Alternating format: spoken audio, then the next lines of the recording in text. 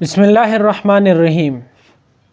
ایک حدیث میں آتا ہے کہ جناب رسول اللہ صلی اللہ علیہ وآلہ وسلم سے سوال کیا گیا کہ ایک عورت ایسی ہے کہ وہ نمازی بھی پڑھتی ہے اور کثرت کے ساتھ پڑھتی ہے، مطلب زیادہ پڑھتی ہے، نوافل بھی پڑھتی ہے، ذکر و اذکار تسبیحات بھی پڑھتی ہے، مطلب ہے کہ عبادات میں لگی رہتی ہے، ذکر ہو گیا، تسبیح ہو گیا، نماز، قرآن، سب کچھ۔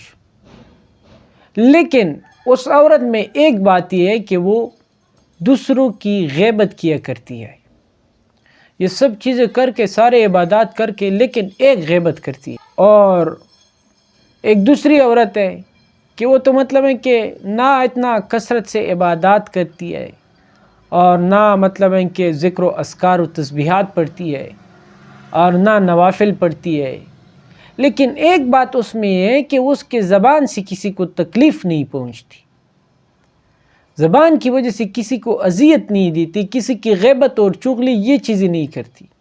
تو اس میں سے کون سی عورت افضل ہے؟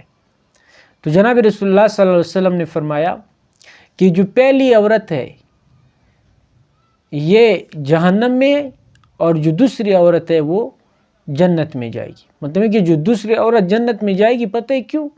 اس لیے کہ زبان سے کسی کو تکلیف نہیں دیتی، کسی کی غیبت نہیں کرتی، کسی کی اذیت نہیں دیتی، کسی کو بھی اذیت نہیں اور نقصان نہیں پہنچاتی۔